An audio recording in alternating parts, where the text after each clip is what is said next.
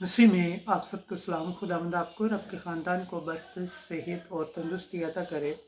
मसीह यीशु नासरी के नाम से आमीन। हमारे लिए आज की तिलावत मलूक की पहली किताब 11 बाब 29 से 32 और 12 बाब की 19 आयत तक। इसराइल दाऊद के घर में से अलहदा कर दिया गया है। खुदा बाप, बेटे और रूह कुद्दुस के नाम से आमीन। एक दिन यारोबाम यरूशलेम से बाहर गया तो उसको राह में शलूनी हय्या नबी मिला, जो एक नई चादर ओढ़े हुए था, और वो दोनों बियाबान में अकेले थे। तो हय्या ने नई चादर जो उस पर थी पकड़ी और उसे फाड़कर 12 टुकड़े किए और यारोबाम से कहा कि तू अपने लिए 10 टुकड़े ले, क्योंकि खुदावन इसराइल का खुदा इस तरह फरमाता है, देख मैंने सुलेमान के हाथ से सल्तनत फाड़ डाली और तुझको 10 कबीले अता किए, मगर मेरे बंदे दाऊद और शहर यरूशलेम की खातिर, जिसको मैंने इसराइल के तमाम कबाइल में से चुन लिया, एक कबीला उसके लिए होगा। इसराइल ने दाऊद के घर के खिलाफ बगावत की, जो आज के दिन तक है। पाकलम के पढ़े और सुन जाने पर खुदावंद की बरकत हो, खुदावंद का शुक्र हो, आमीन। आज का ज़बूर पढ़ा जाएगा, ज़बूर 80 10 से 15 आयत तक।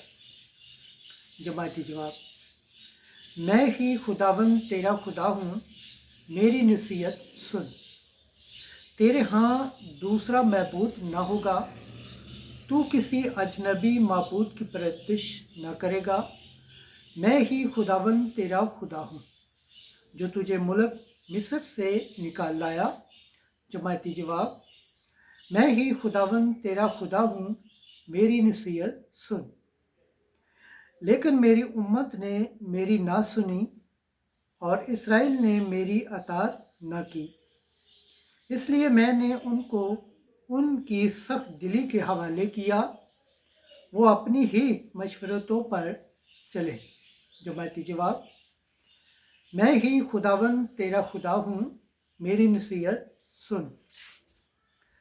काश मेरी उम्मत मेरी सुनती और इसराइल मेरी राहों पर चलता, तो मैं फौरी उनके अदात को मंसूब करता और उनके मुखालफों पर अपना हाथ चलाता। जमाती जवाब, मैं ही खुदावंद तेरा खुदा हूँ, मेरी नसीहत सुन। नाराए हम्द। हालेलुया, हालेलुया, हालेलुया। ऐ खुदावंद तेरी बातें रूह हैं और ज़िंदगी भी हैं। हमेशा की ज़िंदगी की बातें तो तेरे ही पास हैं। हालेलुया। आज की अंजिल मुकद्दस मरकस के मुताबिक 7 बाब 31 से 37 है। वो बहरों को सुनने और गूंगों को बोलने की ताकत देता है। एक दिन यस्सु सूरा के इलाके से निकल सुदान की राह से जलील की झील की तरफ जाते हुए दिलपुक्सा के इलाके के वसत में आया, और लोगों ने एक बहरे हल्के को उसके पास लाकर उसकी मिन्नत की और अपना हाथ उस पर रखे। वो उसको हजूम में से अलग ले गया और अपनी उंगलियां उसके कानों में डाली और लुबाब लगाकर उसकी ज़ुबान छुई और आसमान की तरफ नज़र करके आह भरी और उससे कहा, इफ्ता, यानी खुल जा। और उसी दम उसके कान खुल गए और उसकी ज़बान की गिरा खुल गई और वो साफ बोलने लगा। और उसने उन्हें हुक्म दिया कि किसी से न कहें, लेकिन जितना वो उनको मना करता था उतना ही ज़्यादा चर्चा करते रहे। और उन्होंने नहायत हैरान होकर कहा, उसने सब कुछ अच्छा किया, वो बहरों को सुनने और गूंगों को बोलने की ताकत देता है। अंजिल मुक़द्दस की सिला से हमारे गुनाह माफ़ किए जाए। MC तेरी सताइश। खुदावंद के पाक कलाम पढ़े और सुन जाने पर खुदावंद की बरकत हो, खुदावंद का शुक्र हो। आमीन। खुदा बाप, बेटे और रूह कुद्दस के नाम से आमीन।